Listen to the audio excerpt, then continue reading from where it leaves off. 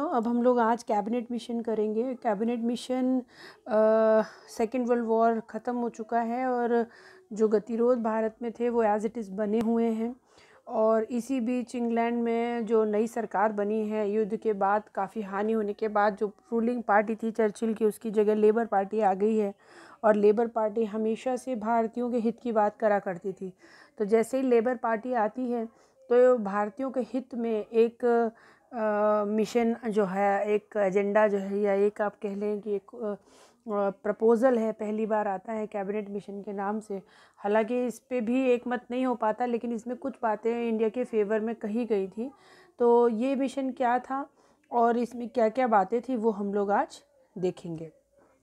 बच्चों, cabinet mission 1946 after the second world war was Labour Party came in England and Lord Attlee became the Prime Minister of England. Second world war, द्वितीय विश्व युद्ध के बाद Lord एटली जो थे वो लेबर पार्टी के प्राइम मिनिस्टर बने इंग्लैंड के। Labour party was always liberal to the India and favoured India. भारतीय लोगों को फेवर करती थी, लिबरल थी उसके प्रति। So to finish the constitutional problems in India he sent a commission to India and called cabinet mission. इसलिए उसने संवैधानिक समस्याओं को समाप्त करने के लिए एक कमीशन भारत में भेजा जिसे कैबिनेट मिशन कहा गया। In this 3 members commission there were Pethick Lawrence, Stafford Cripps, A B. Alexander came in India on 24 March in 1946। और इसीलिए 3 सदस्यीय एक दल जो था, पैथिक लॉरेंस, स्टेफर्ड क्रिप्स और ए.बी. अलेक्जेंडर का, भारत में 24 मार्च 1946 को आया। Till the period yet Congress and Muslim League could not made a common mandate league in a favor of separate Pakistan, but India was not ready for that. देखिए, शिमला समझौते में हम देख चुके हैं कि ये लोग एक मत किसी भी बात पर सारी पार्टीज़ नहीं हो पाई हैं। तो कहीं ना कहीं जो टकराव था वो बना हुआ था। स्टेटस यही था कि एक भी मत, जो कॉमन मैंडेट है या एक मत है, वो नहीं बन पाया था। लगातार डिमांड ऑफ पाकिस्तान जो थी मुस्लिम लीग की तरफ से आ रही थी और कांग्रेस इसके फेवर में बिल्कुल भी नहीं थी। Main recommendations were as follows. इस कैबिनेट मिशन ने जो रिकमेंडेशंस दी वो इस प्रकार से थी। Number 1, a federal of India should be made in which British India and princely state would be the part. Bharat एक संघ के रूप में निर्मित किया जाना चाहिए और उसमें भारत, ब्रिटिश भारत मतलब कि अदर देन प्रिंसली स्टेट का मतलब है यहाँ पे ब्रिटिश भारत और जो देशी रियासतें हैं वो भाग लेंगी। And this federal of India would be responsible for all foreign and security matter. मतलब ये पूरा का पूरा शक्ति का हस्तांतरण कहने की बात है कि सारे सुरक्षा से संबंधी मामले और विदेशी मामले जो हैं वो कैबिनेट यही जो है देखेगी। कौन? वो संविधान सभा, या वो संविधान सभा के यूनियन जो बन रही है, जो फेडरल ऑफ इंडिया बन रहा है। Number 2, a central legislature and executive council should be made in which British India and princely states would be participated.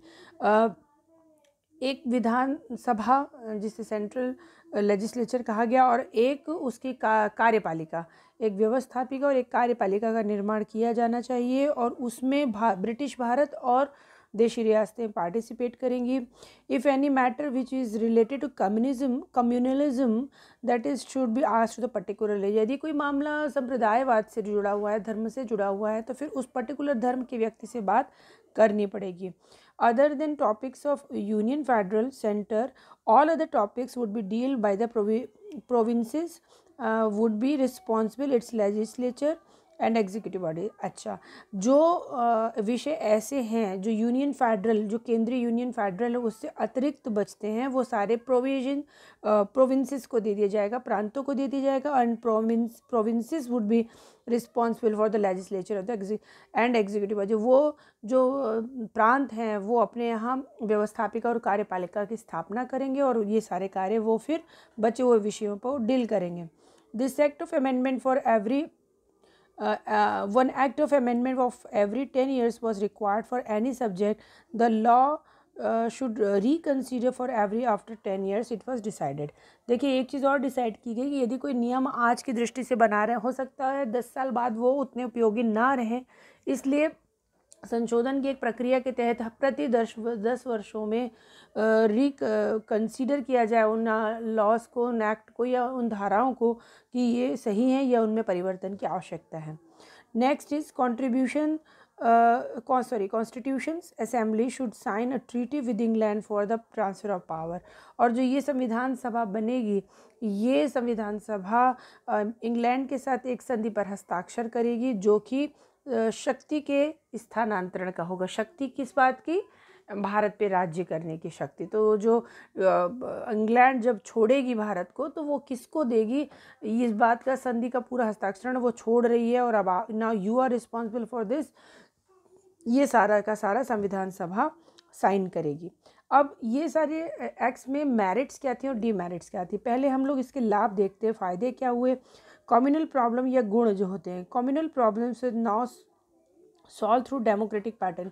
अब मुख्य बात ये हुई कि जो भी सांप्रदायिक मुद्दे हैं उनको डेमोक्रेटिक, यानी कि जिसकी जैसे जनता है, अगर जनता मुस्लिम जनता कहती है मैं लीग के साथ हूँ तो लीग के साथ जाएंगे, और अगर वो कहती नहीं हमें सेपरेट इलेक्टोरेट नहीं चाहिए, हम कांग्रेस को भी बराबर से हिस्सेदारी रखते तो हम ऐसे जाएंगे। तो ये जनता के मत पर छोड़ दिया गया, that is very important thing.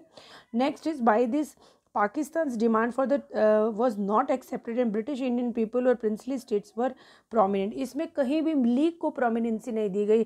British India और देशी रियासतें, मतलब ब्रिटिश भारत और देशी रियासतें, हर जगह यही बात कही गई। तो इसमें क्या हो, मुस्लिम लीग की जो प्रोमिनेंसी थी कि वो अपने आप को मुसलमानों का नेता कहता था, वो चीज़ नहीं हो पाई। European were not given representation at any level, किसी भी जगह पर यूरोपियों को किसी भी रूप में रिप्रेजेंटेशन या नेतृत्व नहीं दिया गया।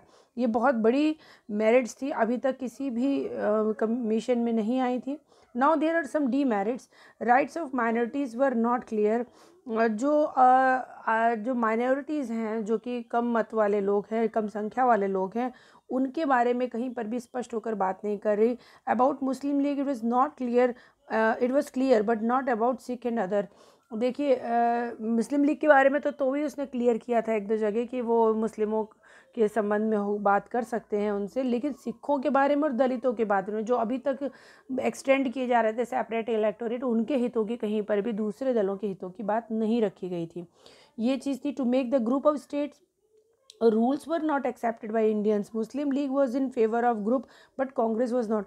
जो उन्होंने स्टेट बनाने के लिए ग्रुप बनाए थे, ABC ऐसे ग्रुप्स बनाए थे, और ये जो ग्रुप बनाए थे उसके आधार पर उनके सारा स्वरूप निर्धारित होना था। तो मुस्लिम लीग जो थी वो इस फेवर में थी कि इलेक्शन इसी बेसिस पे होगा, बट जो कांग्रेस थी वो फेवर में नहीं थी। तो ये एक कॉन्ट्राडिक्शन जो था वो चला आ रहा था। Constitutions making was also not clear. First constitution of province should be prepared, then center's constitution। जो संविधान बनाने की जो प्रक्रिया थी वो उल्टी कर दी थी, पहले केंद्र का बनता है फिर प्रांतों का बनता है। यहाँ पर कहा गया कि प्रांतों का पहले बनेगा संविधान और केंद्र का उसके बाद बनेगा। संविधान से यहाँ पर तात्पर्य कि जो पूरा प्रांतों से तात्पर्य ये है कि यहाँ पर पूरा जो उनका नियम वगैरह है, देशी रियासतें थी इसलिए ये एक तरीके से सेपरेट राइट दे दिया गया था कि वो लोग अपनी बातें स्वयं तय कर सकते हैं।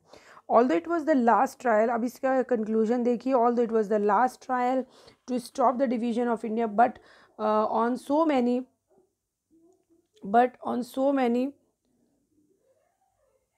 grounds it was not clear initially, so Congress and Muslim League refuses with the mission and it was not success। देखिए सबसे आखिरी बार ये कोशिश की गई थी कि भारत अविभाजित रहे, इसीलिए डिवीज़न की या पार्टीशन की लीग की डिमांड को कहीं भी प्रमोट नहीं किया गया था। लेकिन जो चीज़ इसमें ये इसकी अच्छाई थी ये, और एक ये बहुत बड़ी अच्छाई थी, लेकिन जो सबसे बड़ी बात थी कि सारी चीज़ें ऊपर से बहुत अच्छी दिख रही थी पर अंदर हर जगह अस्पष्टता थी, कोई भी चीज़ क्लियर नहीं थी।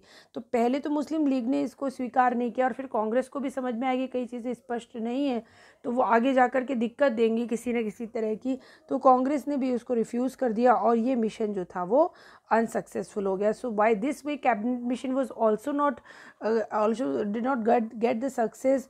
और उसके तुरंत बाद ही आपको पता है 1946 के हम लोग मार्च की बात कर रहे हैं, 1947 में एकदम अफरा तफरी मचेगी और भारत स्वतंत्र हो जाएगा। तो उसकी गतिविधियां भी हम लोग नेक्स्ट लेक्चर में देखेंगे। So that is sufficient for the today. Thank you so much.